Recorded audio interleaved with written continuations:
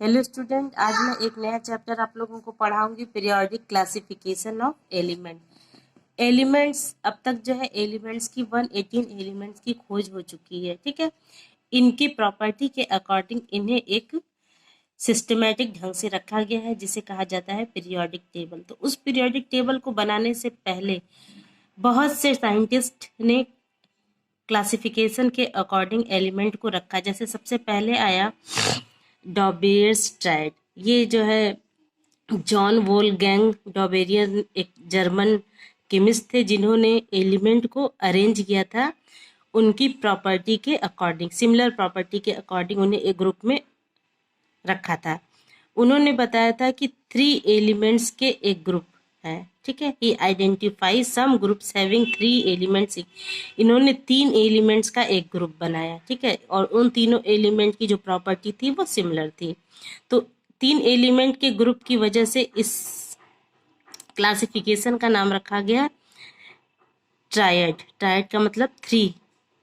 ठीक है, तो चूंकि ड्राइवेरियन ने ही खोज की थी, इसलिए उन्हीं के अकॉर्डिंग इस ग्रुप का नाम रखा गया डॉबेरियस ट्रायड।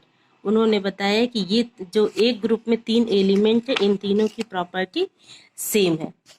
डॉबेरियर के समय बहुत ज़्यादा एलिमेंट की खोज नहीं हुई थी, इसलिए उन्होंने इसे रखा। जैसे एग्जाम्पल के लिए उन्होंने लिथियम, सोडियम और पोटेशियम, इनका जो एटॉमिक मास है वो 6.9, 23 और 39 है। तो उनको एक एवरेज ऐसे एक ग्रुप में रखा। ठीक है, क्लोरीन, और उन्होंने ये बताया कि फर्स्ट और थर्ड के एटॉमिक मास का जो एवरेज एटॉमिक मास है वो बीच वाले का है।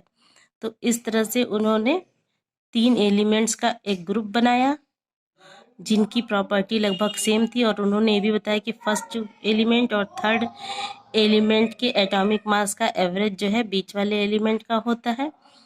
तो इस तरह से डॉबेरियर के ग्रुप को कहा जाता है डॉबेरियर ट्रायड।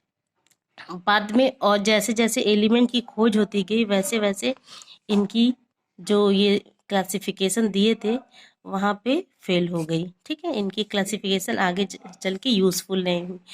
फिर इसके बाद आए न्यूलैंड। न्यूलैंड, इनके क्लासिफिकेशन को कहा जाता है न्यूलैंड्स लॉ ऑफ ऑक्टेव। इन्होंने 8 एलिमेंट का ग्रुप बनाया 1866 में। न्यूलैंड एक इंग्लिश साइंटिस्ट थे। उन्होंने जो नॉन एलिमेंट थे उनको according to their atomic mass, उनके एटॉमिक मास के आधार पर सिमिलर प्रॉपर्टी के अकॉर्डिंग 8 एलिमेंट का एक ग्रुप बनाया, जिसे कहा जाता है लॉ ऑफ ऑक्टेन। ठीक है, ऑक्टेव। इन्होंने बताया कि जैसे फर्स्ट ग्रुप और एर्थ ग्रुप की प्रॉपर्टी सेम है। जैसे sodium is the eighth element after lithium. Lithium के बाद जो 8वां एलिमेंट है सोडियम, तो लिथियम और सोडियम की प्रॉपर्टी सेम है। इसी तरह बेरिलियम और मैग्नीशियम एक दूसरे से रिजेंबल करते हैं। तो इस तरह से उन्होंने उस समय जो है 56 एलिमेंट की खोज हो चुकी थी, तो उन्होंने इस तरह से 8 एलिमेंट का ग्रुप बनाया, जिसमें उन्होंने बताया पहला और 8वां एलिमेंट की प्रॉपर्टी सेम होती है। जैसे ये है lithium, hydrogen, lithium, beryllium, boron, carbon, nitrogen, oxygen, फिर फ्लोरीन। तो इन्होंने बताया कि हाइड्रोजन फ्लोरीन की प्रॉपर्टी सेम है, लिथियम सोडियम की प्रॉपर्टी सेम है, बेरिलियम मैग्नीशियम की। इस तरह किसी एक एलिमेंट को उठाएं और उसके साथ फिर 8वां एलिमेंट जो आ रहा है उसकी प्रॉपर्टी सेम है। बाद में इनकी भी क्लासिफिकेशन में बहुत सी कमियां आ गई थी। ठीक है, जैसे it was found that law of octave was applicable only up to calcium. After calcium every eighth element did not possess properties similar to that of first element. Calcium तक तो एटॉमिक मास 20 होता है, तो calcium 40 होता है। Calcium तक तो law of active का जो क्लासिफिकेशन था वो एप्लीकेबल था, लेकिन जो कैल्शियम के बाद जब एलिमेंट की खोज हुई तो वहाँ पे जो है मतलब एर्थ एलिमेंट और फर्स्ट एलिमेंट आपस में जो है सिमिलर प्रॉपर्टी शो नहीं कर पा रहे थे।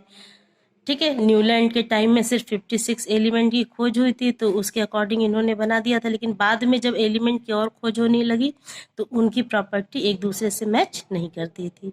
तो इस तरह से इनकी थ्योरी फेल होगी। बाद में आए फिर मेंडलीफ आए। फिर उन्होंने, मेंडलीफ ने भी एक पीरियोडिक क्लासिफिकेशन की, जिसे कहा जाता है मेंडलीव की पीरियोडिक टेबल।